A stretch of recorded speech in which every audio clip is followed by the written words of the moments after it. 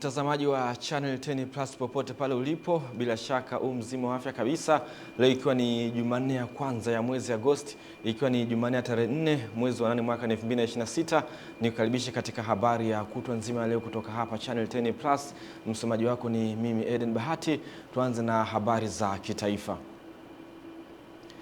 Rais wa Jamhuri ya Muungano wa Tanzania Daktari Samia Suluhu Hassan anatarajiwa kuwa mwenyeji wa wakuu wa nchi kutoka mataifa 6 ya Afrika wanaotarajiwa kushiriki mkutano mkuu wa wanahisa wa Africa 50 na jukwaa la miundombinu Afrika unaofanyika kesho Agosti 5 hadi Agosti 6, 2026 katika kituo cha kimataifa cha mikutano cha Julius Nyerere JNICC jijini Dar es Salaam. Tupate undani wa taarifa hiyo. Mkuu wa mkoa wa Dar es Salaam Albert Chalamila akizungumza na wanahabari leo Agosti 4, 2026 jijini humo, amewataja wakuu wa nchi na serikali watakaohudhuria mkutano huo kuwa ni Rais wa Jamhuri ya Angola Mheshimiwa Joao Lourenco, Rais wa Jamhuri ya Senegal Mheshimiwa Bassirou Diomaye Faye na Rais wa Jamhuri ya Msumbiji Mheshimiwa Daniel Chapo. Mkuu huyo wa mkoa amesema viongozi wengine wanaotarajiwa kushiriki mkutano huo kuwa ni Rais wa Jamhuri ya Shirikisho la Nigeria Mheshimiwa Bola Ahmed Tinubu, Rais wa Jamhuri ya Kenya Mheshimiwa Daktari William Ruto na Rais wa Jamhuri ya Gabon Mheshimiwa Brice Nguema. Viongozi ambao wanaweza kushiriki katika mkutano huo akiwemo Rais wa Jamhuri ya Angola, Rais wa Jamhuri ya Senegal, Rais wa Jamhuri ya Msumbiji, Rais wa Jamhuri ya Shirikisho la Nigeria, Rais wa Jamhuri ya Kenya pamoja na Rais wa Jamhuri ya Gabon. Chalamila akazungumzia umuhimu wa mkutano huo kwa taifa la Tanzania na kwamba serikali itawasilisha miradi mbalimbali mikubwa ya kimkakati inayoendelea kujengwa hapa nchini. Africa 50 ni taasisi ya uwekezaji wa miundombinu ya Afrika iliyoanzishwa kwa ushirikiano kati ya nchi za Afrika na Benki ya Maendeleo ya Afrika, yani African Development Bank, ikiwa na dhima ya kuandaa na kufadhili miradi ya maendeleo yenye uwezo wa kuvutia wawekezaji sambamba na kuharakisha au kuhamasisha ushiriki wa sekta binafsi katika maendeleo ya miundombinu ya bara Afrika. Kwa niaba ya serikali na mkoa wa Dar es Salaam kwa ujumla wake, napenda kuchukua nafasi hii kuwahakikishia wananchi na wageni wote kuwa maandalizi yote muhimu yamekamilika kwa ushirikiano wa wizara mbalimbali, taasisi za serikali, vyombo vya ulinzi na usalama pamoja na wadau wote. Esther Mtebe, Channel 10. Asante Esther Mtebe kwa taarifa hiyo. Mkuu wa mkoa wa Tanga Daktari Batilda Burian amepokea vipande 17,600 vya reli vitakavyotumika katika ukarabati wa kipande cha reli kuanzia Ruvu mkoani Pwani hadi Mruanzi na kuunganisha na kipande cha mikoa ya kanda ya kaskazini. Taarifa zaidi na Raya Kipingu. Zoezi la kushusha vipande hivyo vya reli linafanyika katika bandari ya Tanga, ikiwa ni hatua kuelekea kuanza kwa ukarabati ambao utaongeza kasi na usalama wa kusafirisha mizigo katika nchi za maziwa makuu ikiwemo nchi ya Rwanda, Burundi na Uganda. Tayari walikuwa wameshafufua hii reli yetu ya bandarini hadi Ruvu. Sasa wanachokwenda kukifanya kupitia hizi reli mpya ni kwenda kuongeza sasa uzito wa paundi 80 ambaye mizigo mizito itaweza haitaelemewa, lakini pia na spidi yake itaongezeka zaidi kwenda korido ya kaskazini ambapo inafika mpaka Arusha. Meneja wa shirika la reli Tanzania kanda ya Tanga Christopher Kalisti ameeleza hatua ya kuanza kwa maboresho pamoja na matokeo pindi ukarabati utakapokamilika. Vipande 17,600 kuna vifungashio tunaita fasteners na mataruma. Hayo mataruma yanakuja kwa makontena. Hayo yanashukia kwa upande wa Dar es Salaam.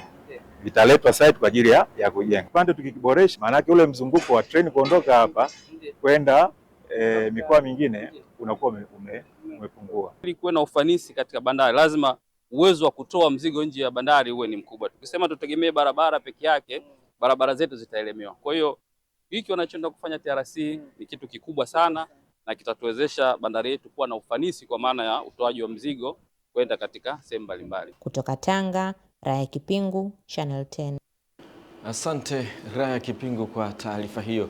Katika hatua mpya ya kukabiliana na wizi wa mifugo na kupunguza hasara, wafugaji wameshauriwa kutumia teknolojia ya kifaa cha utambuzi RFDI ili kurahisisha ufuatiliaji na upatikanaji wa mifugo hiyo iwapo itapotea ama kuibiwa. Taarifa zaidi na Epimarcus Apolinari.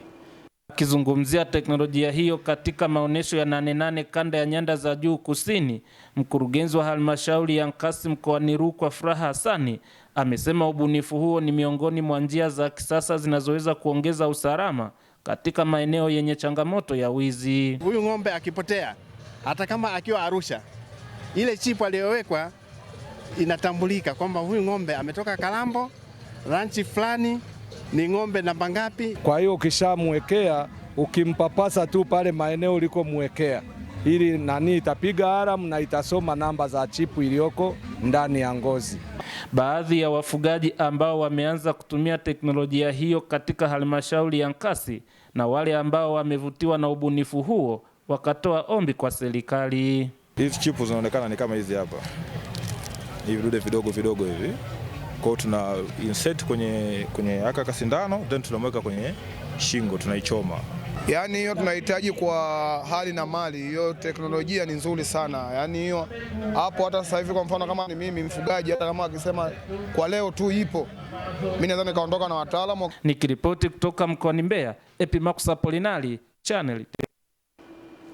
Asante Epimarcus Apolinari. Takriban watu 35 wameuawa baada ya shambulio la drone linalodaiwa kufanywa na jeshi la Sudani kulenga jengo la mahakama ya kiraia katika eneo la Darfur. Kundi la kutetea haki za binadamu Emergency Lawyer ambalo linafuatilia na kurekodi ukiukaji wa haki za binadamu nchini Sudan limesema kulengwa kwa raia na miundombinu ya raia ni ukiukwaji wa sheria za kimataifa za binadamu. Hata hivyo, matumizi ya drone yamekuwa sehemu kubwa ya vita vinavyoendelea nchini Sudan, huku Umoja wa Mataifa ukisema kwa sasa mashambulizi hayo yamechangia 80% ya vifo vya raia katika kipindi cha miezi minne ya kwanza ya mwaka huu. Baadhi ya wazazi wenye watoto wanaosumbuliwa na maradhi ya moyo visiwani Zanzibar wameshukuru serikali kwa hatua mbalimbali wanazozichukua kukabiliana na maradhi hayo, hasa ikizingatiwa maradhi hayo yamekuwa yakihitaji fedha nyingi katika matibabu yake. Wazazi hao wameyasema hayo katika kambi maalum ya upimaji wa maradhi ya moyo kwa watoto walio na umri wa chini ya siku moja hadi miaka 18 tangu kuzaliwa. Tupate undani wa taarifa hiyo. Ni kambi ya matibabu ya maradhi ya moyo kwa watoto inayoendeshwa na Serikali ya Mapinduzi ya Zanzibar kwa kushirikiana matabibu kutoka nchi za Falme ya Kiarabu. Wazazi wa watoto hawa katika hospitali ya Lumumba inapoendeshwa kambi hii wanaelezea furaha walionayo juu ya matibabu ya watoto wao. Mwanangu kashafanyiwa vipimo, kashajulikana tatizo lake. Kwa kilichonileta hapa kuhusu tiba yake itakuwaje? Kwa sababu kwa hapa tuliambiwa kama haiwezekani. Wazazi wengi wanakuwa hawana elimu hasa kwanza na maradhi kama haya.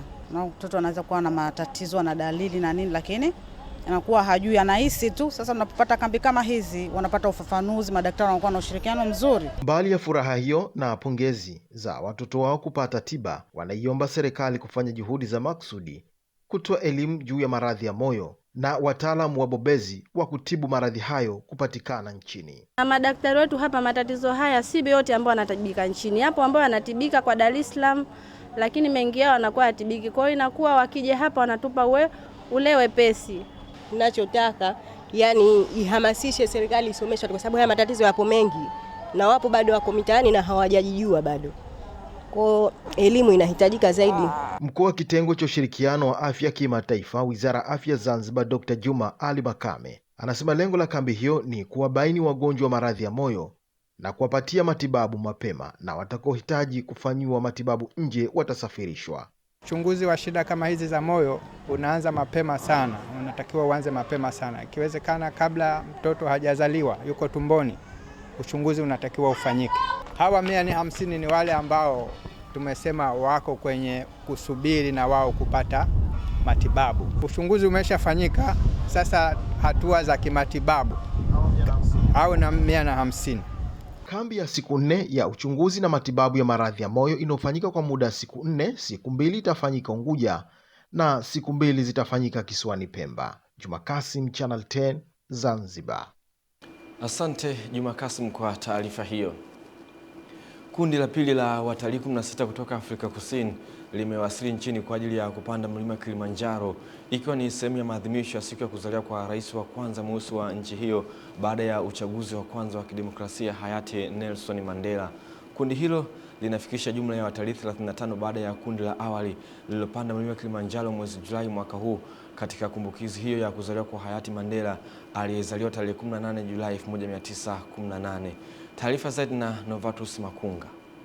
Akizungumza wakati wa mapokezi ya watalii hao katika uwanja wa ndege wa kimataifa wa Kilimanjaro KIA, mkuu wa hifadhi ya taifa ya Kilimanjaro, kamishna msaidizi mwandamizi wa uhifadhi Angela Nyaki, amesema maboresho makubwa ya miundombinu na huduma ndani ya hifadhi yameendelea kuwa kivutio kikubwa kwa watalii kutoka mataifa mbalimbali. Hili ni grupu la pili kwa mwaka huu. Tulishawapokea wengine, walipanda tarehe 14 mwezi wa 7 wakashuka tarehe 19, na hili ni grupu la pili ambalo tumelipokea. Huwa wanakuja kipindi ambacho wanaadhimisha sikukuu ya kuzaliwa ya mzee Nelson Mandela wa Afrika Kusini. Fikiri walipokuja lile grupu la kwanza, waliona juhudi tulikuwa tunaifanya katika kituo cha Horombo, na bahati nzuri mkuu anayewaongoza alikuwepo trip ile ya kwanza ya juzi ya Julai, na sasa yupo na alikuwa anatuuliza. Aliona kuna maboresho yanafanyika pale kituo cha Horombo, lakini tumemthibitishia kwamba tumeshayamaliza na kienda sasa hivi atakuta kuna mabadiliko, sio kama alivyokuja juzi. Kwa hiyo tunaendelea kuboresha miundombinu. Kwa upande wake, kiongozi wa msafara huo wa watalii na mratibu kutoka Afrika Kusini, Subasiso Vilane, amesema mbali ya kuvutiwa na uzuri wa mlima Kilimanjaro, safari hiyo imelenga kuenzi urithi wa hayati Nelson Mandela pamoja na kuhamasisha mshikamano na utoaji wa huduma kwa jamii kwa kuwasaidia watu wenye uhitaji. Na encouraging everyone to appreciate our former president Nelson Mandela. Kuenzi urithi wa rais wetu wa zamani hayati Nelson Mandela katika maadhimisho ya siku ya wanawake wa Afrika Kusini. Watu hawa, wanaume na wanawake, watafika kileleni. Nina furaha kubwa kufika hapa Tanzania. Tumekuwa na safari nzuri tangu tulipoondoka Afrika ya Kusini, na sasa tunafika hapa. Huku ndio mwanzo wa safari ya kupanda mlima. Tunatarajia kwa hamu kuanza changamoto hii. So we are very excited and looking forward to it. We are taking on this mountain with... Tunapanda mlima huu tukiwa na mwanzo mpya, bila kujua hasa nini tunachokutana nacho huko juu. Lakini katika siku 5 hizi utatusukuma kufika mipaka yetu. Tunataka kuonesha kwamba chochote unachoweka moyoni na kukiamini unaweza kukitimiza. Hivyo tunasonga mbele taratibu, hatua kwa hatua, pole pole hadi kileleni. Anyone can achieve.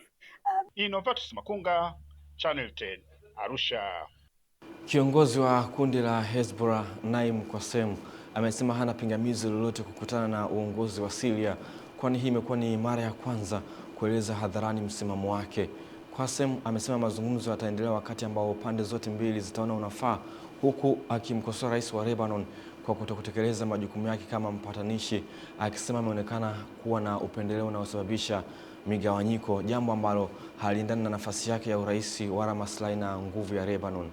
Hezbollah imekuwa ikiunga mkono utawala wa rais wa zamani wa Syria Bashar al-Assad katika vita vya wenyewe kwa wenyewe nchini humo, huku Syria ikiwa njia muhimu ya kusafirisha silaha za vifaa kutoka Iran kwenda Lebanon kwa ajili ya Hezbollah. Serikali imewataka wananchi ambao wana maeneo ya ardhi ambayo bado hawajapata hati miliki ya ardhi zao kuanza mchakato wa kupata hati mara moja, huku ikiwataka maafisa ardhi kutoa hati hiyo ndani ya saa 48 baada ya wananchi kuomba hati miliki. Taarifa zaidi na watumishi wenzangu Adam Malima. Watumishi wenzangu, mpeni hati Mtanzania huyo ndani ya masaa 48. Ni naibu waziri wa ardhi, nyumba na maendeleo ya makazi Gaspar Muya akizungumza na wananchi katika mabanda ya maonesho ya wakulima 88 Ngongo mkoani Lindi. Naibu waziri Muya amesema serikali haitaki kupata migogoro mipya ya ardhi na badala yake imefanya jitihada za kuhakikisha kila mwananchi anayemiliki ardhi anakuwa na hati miliki ya ardhi. Naomba nitoe wito kwa Watanzania wenzangu, kila mmoja anayemiliki kipande cha ardhi aanze mchakato wa kupata hati. Na hati nimeshaeleza ndani ya Bunge la Jamhuri ya Muungano wa Tanzania.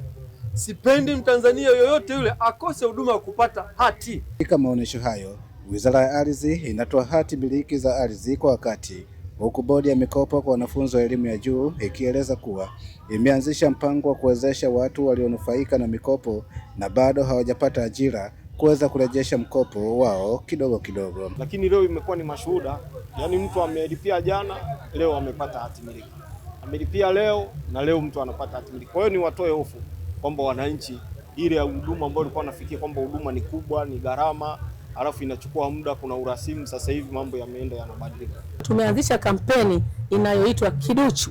Kiduchu itamwezesha mnufaika wa mkopo wa elimu ya juu kurejesha mkopo wake kidogo kidogo kwa kadiri ya uwezo wake. Kutoka Ngongo mkoani Lindi, Damalima cha Delete. Katika kuunga mkono juhudi za Rais Daktari Samia Suluhu Hassan za kuboresha huduma za afya nchini, taasisi ya kuzuia na kupambana na rushwa TAKUKURU imekabidhi msaada wa mashine 2 za kusaidia malezi na makuzi ya watoto wanaozaliwa kabla ya wakati maarufu kama watoto njiti katika hospitali ya rufaa ya mkoa wa Njombe, zikiwa na thamani ya shilingi milioni 9.3. Taarifa zaidi na Michael Patrick. Msaada huo umekabidhiwa katika uongozi wa hospitali ya rufaa ya mkoa wa Njombe na mkurugenzi mkuu wa TAKUKURU Crispin Chalamila, ambapo amesema kuwa fedha za kufanikisha kupatikana ununuzi wa mashine hizo zimetokana na uhiari wa watumishi wa taasisi hiyo kuguswa na changamoto wanazozipitia watoto njiti. Vifaa hivi tumekuwa tukinunua kutokana na michango ya watumishi wa taasisi yetu nchi nzima.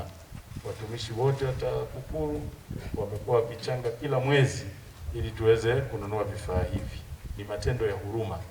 Sisi TAKUKURU ili jambo tunalofanya tunahesabu kama ni matendo ya huruma na upendo kwa jamii.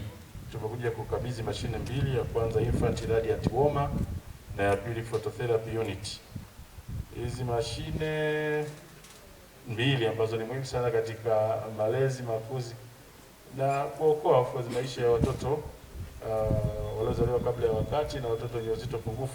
Kwa upande wake, mkuu wa mkoa wa Njombe Anthony Mtaka ametumia wasaa huo kumweleza mkurugenzi wa TAKUKURU namna ambavyo taasisi hiyo inavyofanya vyema kuwajenga wanafunzi wa shule za msingi na sekondari dhidi ya kupambana na vitendo vya rushwa kupitia klabu za wapinga rushwa. Mkoa wa Njombe unaweza kuwa ni miongoni mwa mikoa yako ya idara kwa Tanzania ambayo klabu za wapinga rushwa mashuleni ziko very active, na kuna wakati fulani tulifikiria hata kukualika ili tufanye makutanisho ya watoto wanaounda zile klabu za wapinga rushwa, tukiamini kwamba kazi kubwa ambayo taasisi inaifanya na maadili haya ambayo tunapata nayo shida, tunavyoendelea kuimpact kutoka huku chini, pengine tuweze kaja kuwa na generation mpya. Naye mganga mfawidhi wa hospitali ya rufaa ya mkoa wa Njombe ameshukuru kupokea msaada wa mashine hizo maalum kwa ajili ya watoto njiti, ambapo amesema zimefika wakati mwafaka ili kuondoa changamoto iliyokuwa ikikabiliwa hospitali hiyo. Lakini tunatambua kwamba mkoa huu pia ni mkoa ambao ni wa baridi, ambao kiutaratibu miundombinu yetu inahitaji kuwa na joto la kutosha kuweza kusapoti ukuaji wa mtoto. Kutoka mkoani Njombe, Michael Patrick, Channel 10.